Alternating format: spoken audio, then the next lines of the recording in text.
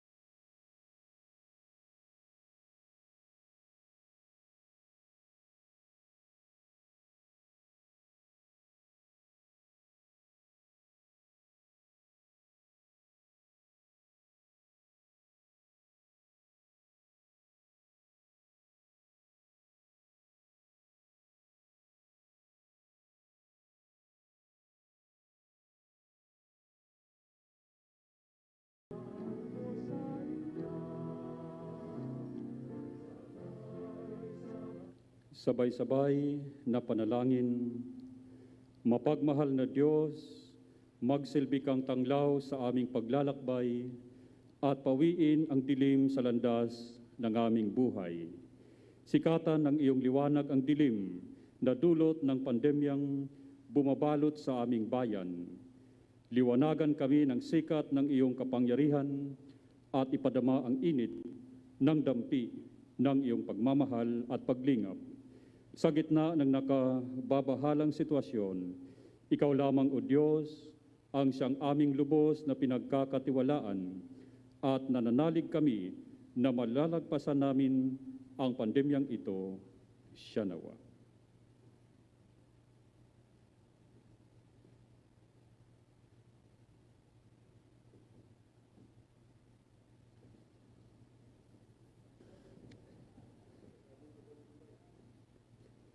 Pagbasa mula sa Banal na Quran, Kabanata 49, talata 10 hanggang 13. A'udzu billahi minas shaitanir rajim. Bismillahirrahmanirrahim. Innamal mu'minuna ikhwatun وأصلحوا بين أخويكم واتقوا الله لعلكم ترحمون يا أيها الذين آمنوا لا يسخر قوم من قوم عسى أن يكونوا خيرا منهم ولا نساء من نساء عسى أن يكونوا خيرا منهم ولا تلمزوا أنفسكم ولا تنبسوا بالألقاب بئس الاسم الفسوق بعد الإيمان وما لم يتب فأولئك هم الظالمون يا أيها الذين آمنوا اجتنبوا كثيرا من الظن إن بعض الظن إثم ولا تجسسوا ولا يغتب بعضكم بعضا أيحب أحدكم أن يأكل لحم أخيه ميتا فكرهتموه واتقوا الله إن الله تواب رحيم يا أيها الناس إنا خلقناكم من ذكر وأنثى وجعلناكم شعوبا وقبائل لتعارفوا إن أكرمكم عند الله أتقاكم إن الله عليم خبير صدق الله العلي العظيم.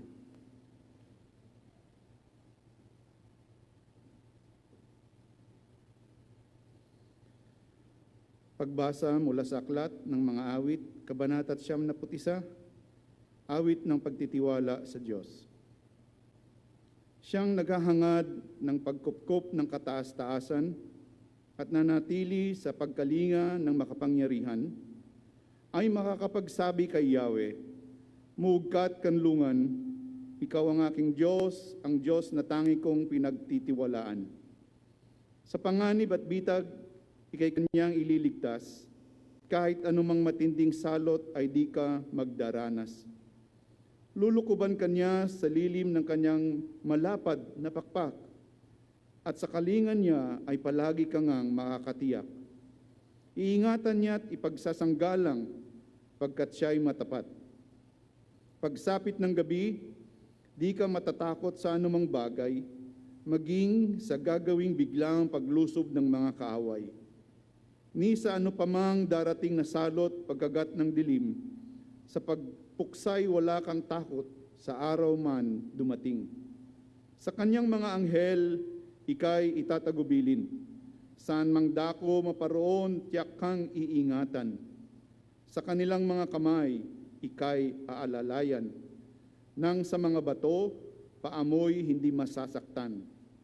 Ang sabi ng Diyos, ililigtas ko ang mga tapat sa akin at ingatan ko ang sinumang taong ako'y kikilanlin. Kapag sila'y tumawag, laging handa ako na sila'y pakinggan, aking sasamahan at kung may problema ay sasaklolohan. Aking ililigtas at ang bawat isa ay pararangalan. Sila'y bibigyan ko't gagantimpalaan ng mahabang buhay at nakakatiyak tatamuhin nila aking kaligtasan.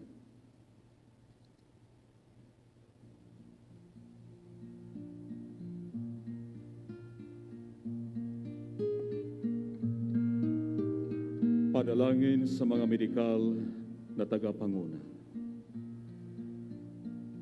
Panginoong makapangyarihan, ikaw ang magsilbing pananggalang ng mga tagapangunang medikal na walang humpay na kumikilos upang mapangangalagaan ang mga dinapuan ng pandemyang ito. Ipag-adya mo po sila na hindi mahawaan sa karamdamang ito na lubhang makakapinsala sa kanilang hanay, kasama na rin ang kanilang mga mahal sa buhay. Pangunahan mo po sila ng iyong karunungan upang mapag-aralan at tuklasin ang medisinang makakatulong sa pagsugpo nito. Gabayan mo po ang aming mga tagapangunang medikal saan mang panig ng mundo sa kanilang pang-araw-araw na gawain. Siya nawa.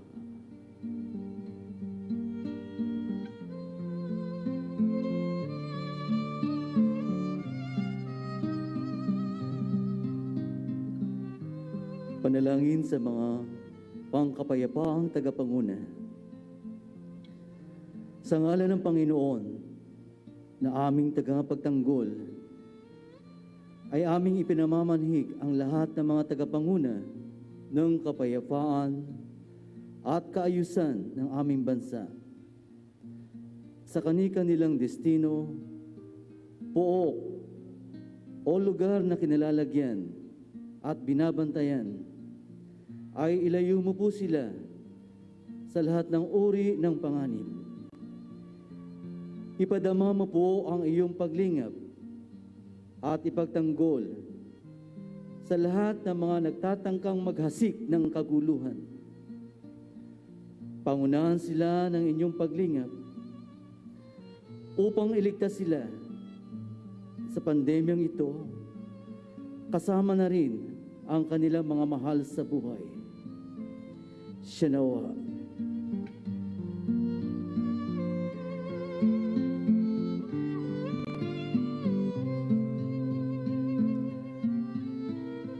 Panalangin sa mga gumaling, kasalukuyang may sakit at namayapa sa sakit. Panginoon ng kagalingan, Ikaw na dakilang manggagamot ng sangkatauhan, sa iyo kami ay nagpapasalamat sa ipinagkaloob na kagalingan sa lahat ng aming mga kababayang dinapuan ng pandemyang ito. Tanggapin ang aming pagsamo para sa kagalingan ng lahat ng mga nasa pagamutan at maging sa mga nasa tahanan. Kami ay naninikluhod sa inyo na marapatin mo pong ipagkaloob sa mga may sakit ang kagalingang pisikal at espiritual.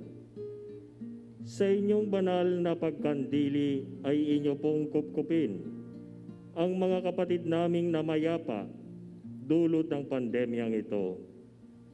Kapahingahang walang hanggan nawa ang ipagkaloob sa kanila, O Diyos, na siyang mayakda ng aming buhay. Siya nawa.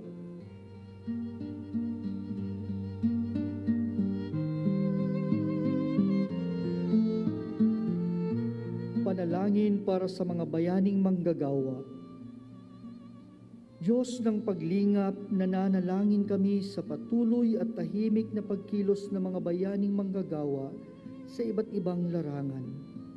Samahan mo po ang mga kawani ng pabrika at mga pagawaan, sa mga pamilihang bayan, sa mga magsasaka at mangingisda, sa lahat ng institusyong pangpinansyal, mga nagbabantay sa kalinisan ng kapaligiran, at sa bawat ordinaryong mamamayan na tumutugon sa pangunahing pangangailangan ng ating bayan.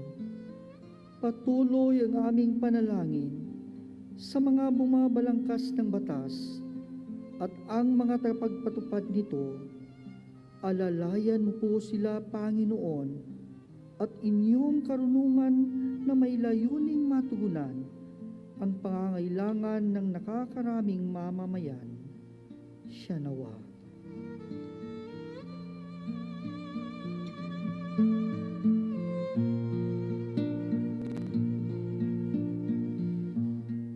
Panalangin sa pangkalahatan bilang mamamayan at bansa.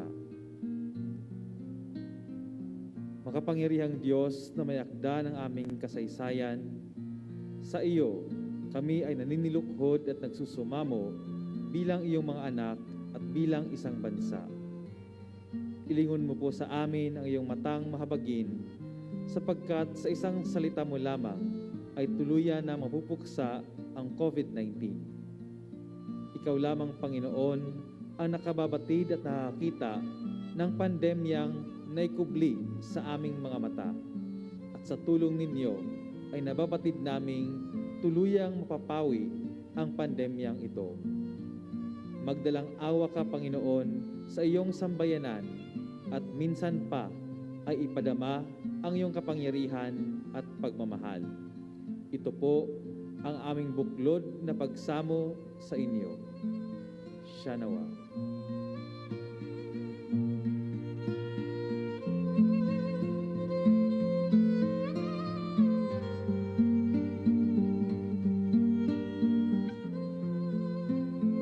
madalas na panalangin. Diyos na lumikha at dakilang manggagamot, naway Kanyang dinggin ang ating taimtim na pagsamo. Gabayan ng Kanyang banal na karunungan sa mga nangyayaring hindi natin maunawaan. Pagkalooban nawa tayo sa pamamagitan ng nagkakaisang pagkilos at pagpupunyaging labanan at tuluyang sugpuin ang COVID-19. Dinggin mo, O Diyos, ang aming hiling.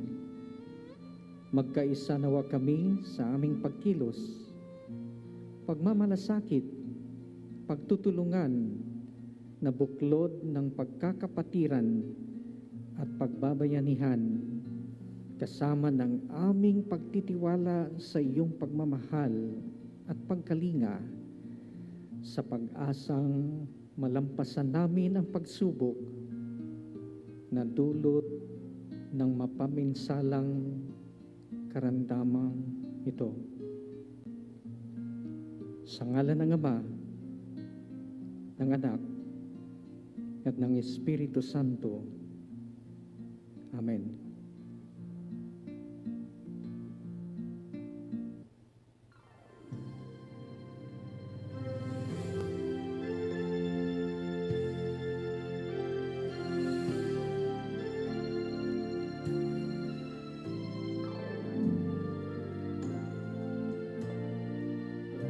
Let us unite.